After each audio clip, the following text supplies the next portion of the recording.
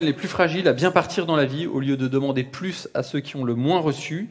Et on va d'abord commencer par un texte magnifique de Logan, un jeune qui a été placé auprès de l'aide sociale à l'enfance et qui vient nous livrer son témoignage. Bonsoir à tous. Un jour, je me suis sauvé de mon père. Je dis bien sauvé de mon père comme on dit sauvé de la noyade ou d'une grave maladie. C'est arrivé un matin, les mots de mon père avaient hurlé toute la nuit dans ma tête. Je ne t'aime pas, tu ne sers à rien, tu n'es rien, je ne t'ai pas voulu, barre-toi. Des mots qui m'avaient balancé en pleine figure pendant des heures, en me forçant à rester là à côté de lui et à l'écouter sans broncher. Il s'entraînait très quotidiennement le soir dès que je rentrais de l'école.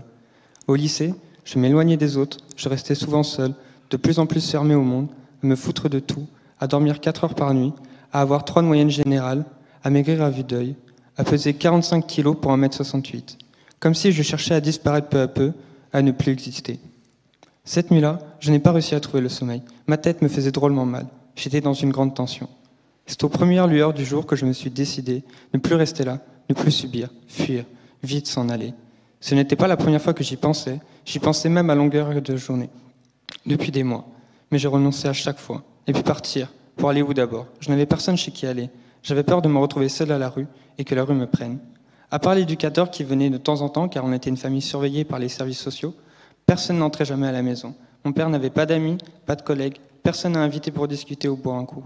Pas non plus d'activité ou de sortie. Il est resté là toute la journée sur son canapé aux jeux vidéo, quand il n'était pas en crise. Lors des visites de l'éducateur, il était doué pour jouer la comédie du père seul qui peine tant à élever ses enfants. Il l'endormait en parlant à l'infini de lui. Personne ne voyait mon immense détresse. Personne ne voyait que je n'osais parler. Personne ne voyait que je n'osais lever les yeux. Au petit matin du jour de mon départ, j'ai ramassé quelques affaires dans mon sac de sport. Mes potes ont vu le sac, ils ont compris. À la sortie du lycée, j'ai débarqué à l'ASE, le service de l'aide sociale à l'enfance. J'ai eu mon dossier depuis mon premier placement, à l'âge de 1 an.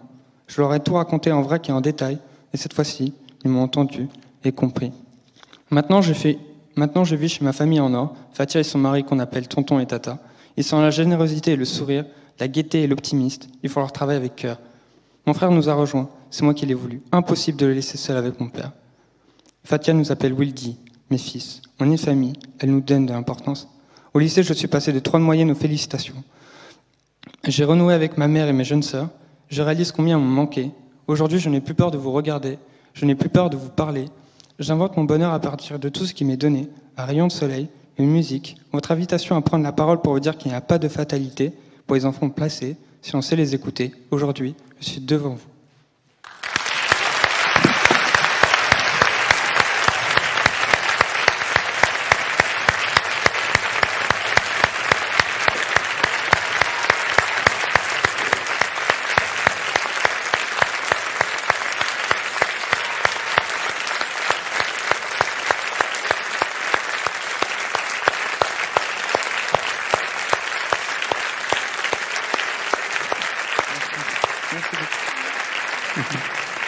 Merci.